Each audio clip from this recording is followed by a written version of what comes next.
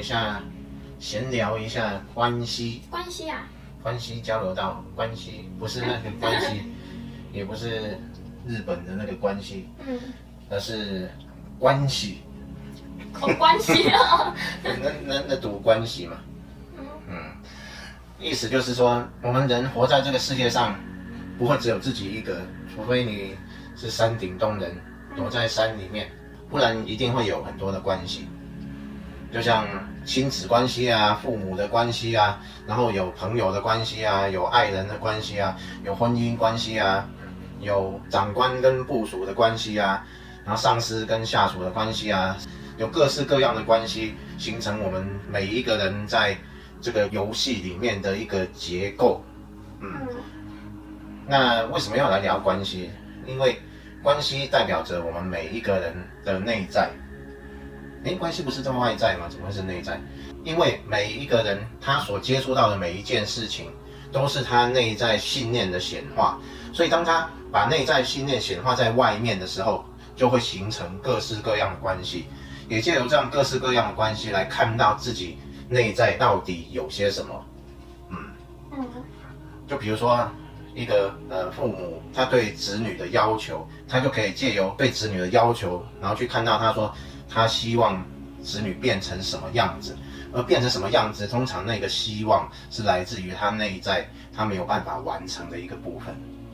是父母没办法完成，对，他自己没办法完成的部分，通常就会延伸到孩子的身上，又或者是说他在这个世界上唯一完成的一件事情，他想把它守得牢牢的。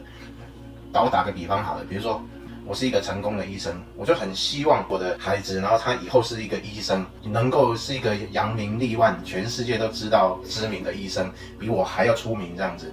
这个东西就是我牢牢守着我的生命的某一个部分，然后希望这个东西借由下一代更加发扬光大，这样。就是我做不到的，可能也会希望下一代来做到，或者我做到了，我希望他能够做得更好，把这个东西延续下去，因为我抱着这个不放。所以这个就知道，借由关系可以知道我们内在有什么信念，是我们自己抓住牢牢不放的。所以通常在关系里面，不管父母子女的关系，或者男女朋友的关系啊，或者什么关系，我们都会发现，我们在关系里面，我们会有很多的要求，就会希望对方如何来符合我的想法。朋友也一样，那些希望就反映给我们自己知道，我们内在对世界有什么期望。那为什么这世界一般大部分的父母都会很对自己的孩子很有要求啊？到底是为什么？为什么要生出一个孩子，一个独立个体的灵魂，然后会想要求他怎么样？因为孩子是最直接的，就是我在世界上没办法完成的事情，我就希望能够借由孩子来延续，然后去完成这个希望，这样。但是现在好像越来越多孩子会有意识到这件事，就是会认为说，大人为什么总是想要控制他的生命轨迹啊？为什么一般的大人都要控制小孩的生命轨迹？现在越来越多年轻的一代意识到这件事情。所以现在的小孩在传统的道德观念来说，会是一种比较叛逆的状态。对。但父母会认为说这是叛逆，但是对于现代的小孩来说，那并不是叛逆，而是他们意识到说，上一代的这种希望不应该加诸在他们身上，他们自己有自己的生命轨迹，他们想要朝着自己内在需要发展的、喜欢发展的去运作，而不会完全照着父母亲的想法去过他的生活。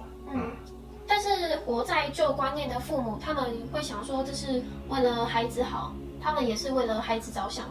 所以这现在是一个过渡期，在这个过渡期就特别会有冲突，就是从旧有的观念要发展到新的观念的一个过渡的时期。那在这样的时期下，通常现在的一些父母亲就没办法接受他的孩子的想法，孩子又不能接受他父母亲的想法，而形成了一些矛盾。这样，尤其在这个当下这个世代，就是特别会有这种现象。对，好像看到网络上还蛮多就是亲子关系的问题，通常都是这种问题。那要怎么办呢？在这个时代，我们开始要学习在关系上有另外一层的突破，也就是我们现在整个世界会进入一种更开阔的时代，时代正在改变。在封闭的时代，我们人类对于世界的要求会反映在我们的关系里面，无论是对孩子的要求，然后或者对朋友的要求，或者对男女朋友的要求等等，不管哪一种要求，都直接反映了我们内心束缚的那个框框的部分。那在这个时代，这些框框慢慢被开阔了，要溶解了，然后就进入一个更新的时代，更开阔的时代。所以这时候就是我们这个时代更应该来学习如何面对所有关系的一个转捩点。所以每个人来到这个转捩点，刚好我们都处于这样的一个时代，所以这一集我们才会来聊一聊关系，希望大家能够从各种关系里面把自己的这种框架枷锁给解放出来，而不是受到这个关系的影响，让自己被困在某种无法挣脱，然后却又痛苦不堪的这种状态里面。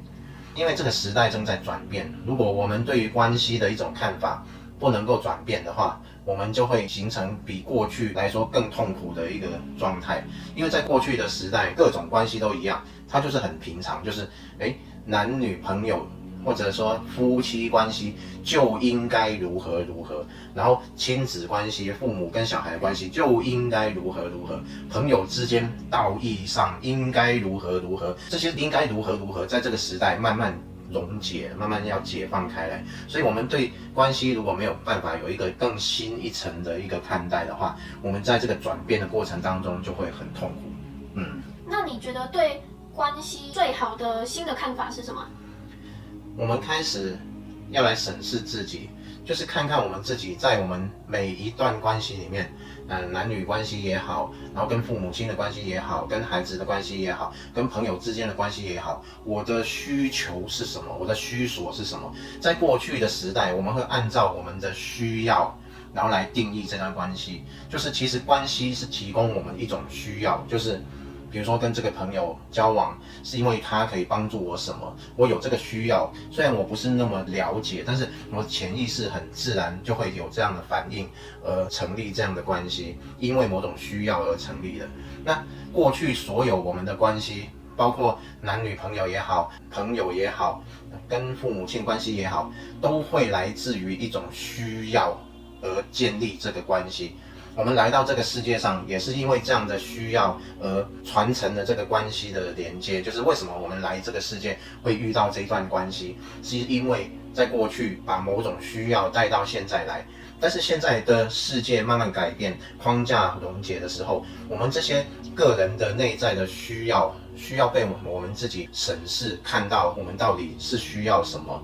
我们不要把我们的内在需要去建立在关系上面，要从关系上面去把这些需要让我们自己看到。我们看我们跟每一个人相处的关系，比如说我跟这个朋友相处是因为他可以借我钱那我看到的原来我是因为这个需要而跟他交往的，我就把我这个需要我看到了，我就放开这个需要，我不要去因为某种原因而跟他交往，我试着更敞开去跟他交往，我跟他做一个真正的朋友，然后可以吃饭啊，可以聊天啊，但是尽量把那个需要从他身上移开。男女朋友也一样，有的是我跟你在一起是为了有安全感，所以我才跟你在一起，或者经济上的安全感，或者来自于某一个方面能够符合你的需求。那这种东西被自己看到之后，我们就把它放松开来。我们现在开始学习着从每一个关系把原本的需要给它放松开来，不要去专注于那个需要，然后我们在每一个关系里面，我们放开心胸去探索。这时候就会很有趣，就是两个人，比如说男女朋友，他们原本是因为各有各的需求而在一起的，但是当他们听到这样的一个讯息，然后愿意放开心胸，把原本的需要放下来，然后去探索的时候，他就会发现，原来对方有这么丰富的一面，是他没有看过，因为他原本只把焦点一直放在他的需要，放在他需要的那一面，他就会看到他需要的那一面，而对方其他的东西他都没看到。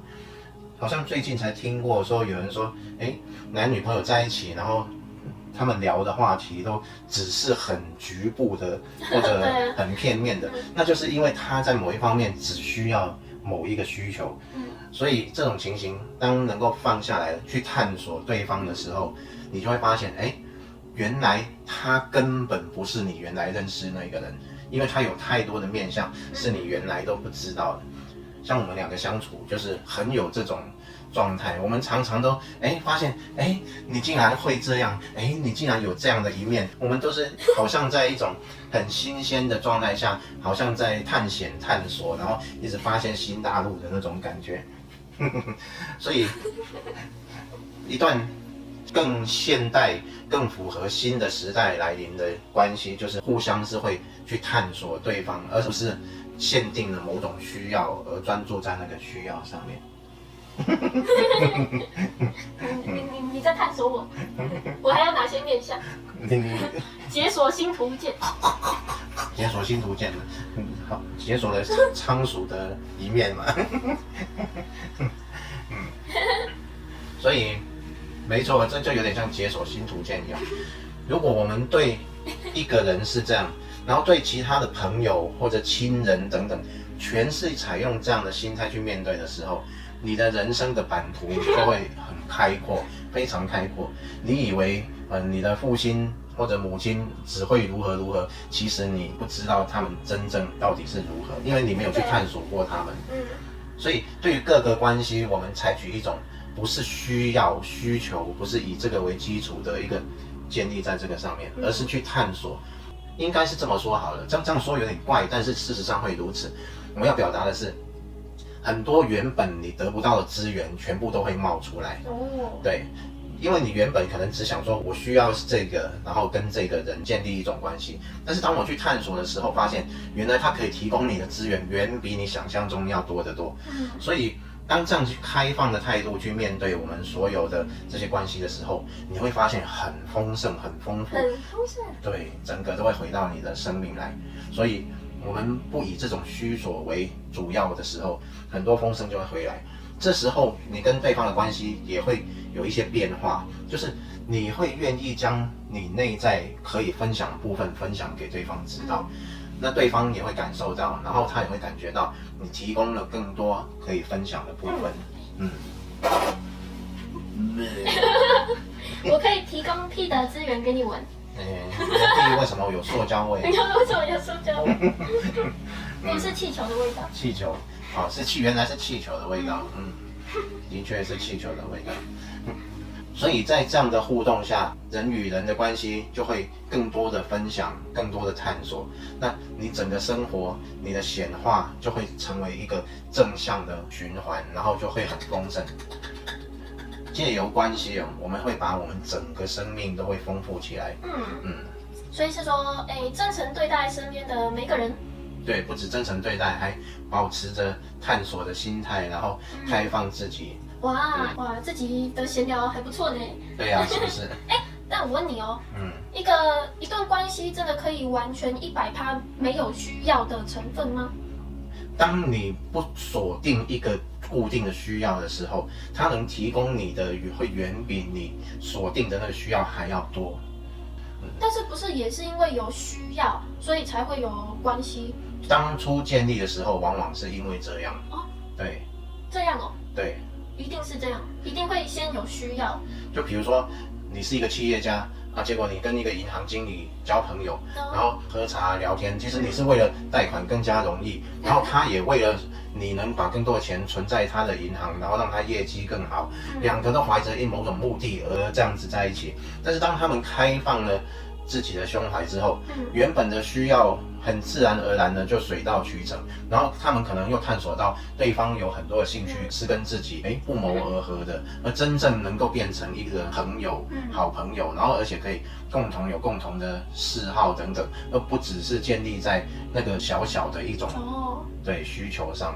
当这样子的时候，他们就能更活化他们的关系。敞开心胸，快乐的事紧接而来。没错，丰盛就会满满的回到你身上。但是这是人的习惯吧？就是可能需要是不是一种习惯？这反过来讲好了，需要的时候我们是匮乏的，所以我们因匮乏而形成关系的时候，关系就是我们自己生命的一面镜子嘛。所以当我们这些镜子看到其实是需要，其实是看见我们自己的匮乏。但我们刚刚讲的正好倒反，我们反过来变成分享，然后自己就会看到丰盛，那整个生命就会翻盘。我们就是活在关系里面去活在这个故事里面。我们人生的故事就是由关系所组成的，没有关系，你可能就完全没有故事性，你就是一个山顶洞人呢，或者对啊，一个野人这样，完全没有关系，或者你是一个圣人，面壁9年这样都没有关系。所以刚刚这一段话就已经把原本我们在世界上活得匮乏的一个状态，把它转变成一个丰盛的一个状态。那好像听说人年纪越大，就是越难改变，越固执。就如果他的习惯是那些旧有的观念、旧有的框架，那他长大后就很能守住这些旧有的观念，就不容易改变。这种状况的确有这样的一个迹象，但是我们也不要把这样的一个状态定义死了。现在也很多年纪大的人开始有很大的转变。现在也看到很多年纪大的人跟随这个时代有很大的转变。对，从我们观众里面看，其实有很多也是这样子。那像有一些年轻人啊，会就是他们的爸妈就比较偏向传统旧观念那种。那小孩想跟父母沟通，但是父母好像没办法沟通，不愿意去听，然后觉得说，小孩就是一定要听父母的，什么时候变成小孩要教父母怎样，小孩一定要听大人的啊。像我们观众有一些可能会有这些状况，那要怎么去解决呢？难道是把这部影片丢给他的父母看呢？我觉得这个就是当你的父母看到你的转变的时候，他们就会用另外的一个看法去跟你交往。人与人之间都是互相的，当他看到你对他的方式有所转变的时候，他也会用不同的方式来跟你相处。但是有一个基础，就是每一个关系都不是那个名称，而是那个人与另外一个人两个人的一个交流。你把它先界定成父母跟子女，那就会被框在那个框架里面。你先把你的父母当成是一个朋友，然后你跟他去分享你生活的点滴，这时候他感觉到你的善意，也感觉到你的变化，或许他就能打开。如果真的不能打开，我们就用一种很平常心去看待这个关系，我们就不需要去太被这个框架给锁住。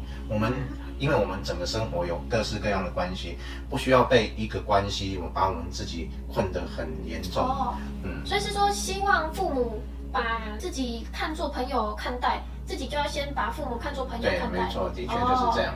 就是要突破原有的习惯就是了。突破原有的习惯，因为原本你可能也是希望你的父母给予你很大的自由，或者经济上支持你，或者父母给予你什么样的东西，你可能也会有一些需求。就像我们刚刚讲，把那些需求轻松的放开来，然后以分享的方式去对待你的父母，你的父母就会感受到很多回馈，这时候他跟你的关系一定会有所改变。所以是要用自己对待身边朋友的方式对待父母吗？对，没错，就是这样。可能有些人对朋友就这样，然后父母可能就什么我你妈当然在相处上还是有一些禁忌啊这些东西，但是在它的主体相处方式的整个方式上，然后内容上，我们可以朝着我们说的这种方式去分享。当然在态度上有一些禁忌，那可能还是要稍微的顾虑一下。所以还是会有禁忌，没办法完全突破那个没有那么快界限吗？因为一个关系，尤其是父母跟子女的关系，这种被锁得很深的关系，很难说在很短时间就能够把所有的框架拿掉。对啊，所以慢慢来没关系，我们先敞开我们自己。然后你的这种行为就会显化出美好的回馈反馈，就是这样。那会有超过这件事吗？例如说，在大家的认知中，这样对朋友，会觉得好像理所当然啊，就朋友啊，朋友就这样。但是如果对父母这样，那就没大没小，就是太超过，这个就不行。其实我们说的就是关系只有一个人与另外一个人两个交流的相处，而不是界定在某种框架上面。对啊，你是比较长辈，然后我是晚辈，然后晚辈应该如何，长辈应该如何。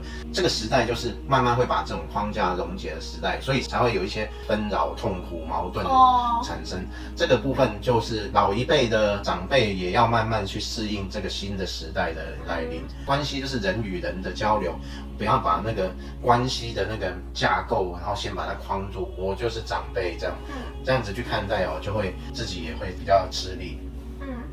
所以是说要淡化一些关系的名词吗？例如说爸爸、朋友、同事。对，而是以一个灵魂对另外一个灵魂的交流，就是这样，就变成从父母跟小孩、同事之间、朋友之间，变成灵魂跟灵魂的交流。对。那些名词就等于像是好像我们当初认识的方式。那只是认识的时候的方式而已。认识之后就是灵魂跟灵魂的交流。对。而不要框在那个认识的方式上。就像父母跟孩子这两个名词，就是代表这两个灵魂当初就是因为对生育然后而相遇的。对。就两个灵魂就认识了，有缘这样子。然后当初可能是参加派对，就认识了一个灵魂，就是朋友。那当初是在一个公司上班，同事跟同事的方式，认识了就两个灵魂就交流这样子。对啊。那这集就分享到这啦。拜拜。拜拜。